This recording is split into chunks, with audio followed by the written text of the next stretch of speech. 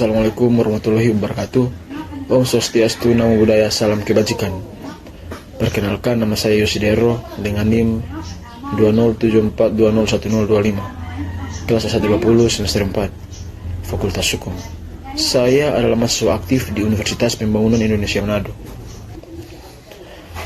Video ini dibuat untuk memenuhi ujian akhir semester dari mata kuliah Hukum Tindak Pidana Khusus dengan dosen pengampu Enci Noviane Kelung SH MH. Dan dalam video ini saya akan memuat materi mengenai korupsi. Yang pertama, pengertian korupsi secara teoritis. Kata korupsi berasal dari bahasa Latin corrumper, yang artinya busuk, rusak, menggoyahkan, memutar balik, atau mengoyok. Menurut DR Kartini Kartono, korupsi adalah tingkah laku individu yang menggunakan wewenang dan jabatan guna mencari keuntungan dan merugikan kepentingan umum.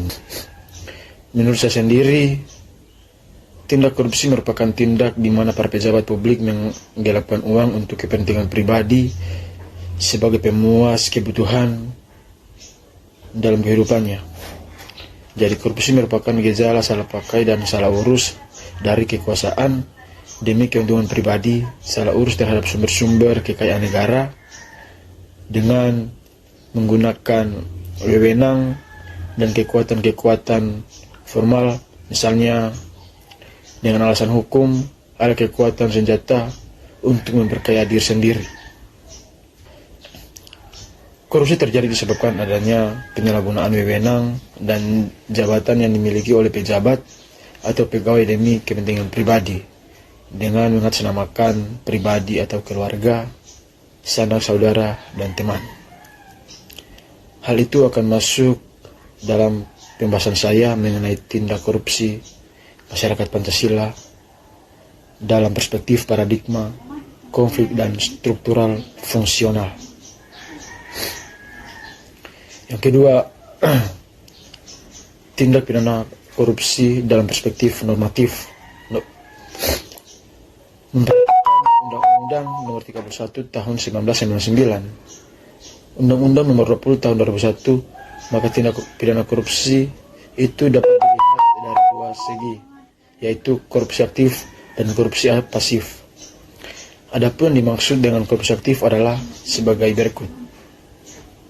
Secara melawan hukum, memperkaya diri sendiri atau lain atau korporasi yang dapat merugikan keuangan negara atau perekonomian negara. Dalam pasal 2 Undang-Undang Nomor 31 Tahun 1999 dengan tujuan menguntungkan diri sendiri atau orang lain atas korporasi yang menyalahgunakan kewenangan, kesempatan, atau dapat merugikan keuangan negara atau perekonomian negara.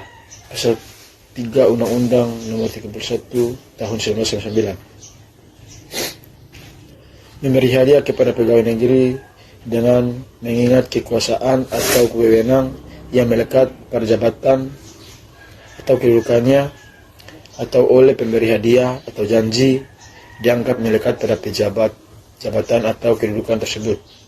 Pasal 4 Undang-Undang Nomor 31 Tahun 1999. Sekian pemaparan materi saya. Terima kasih.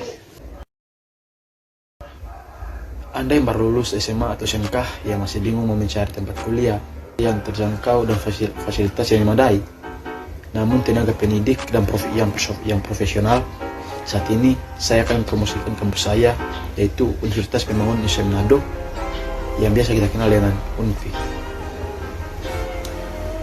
Kampus kita mempunyai 6 program studi, yaitu yang pertama Fakultas Keperawatan, yang kedua Pertanian, yang ketiga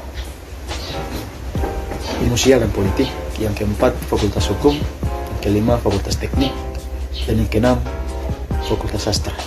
Jika Anda masih bingung mencari tempat kuliah, mari mendaftar bersama kami di Universitas Pembangunan Indonesia Manado. Terima kasih.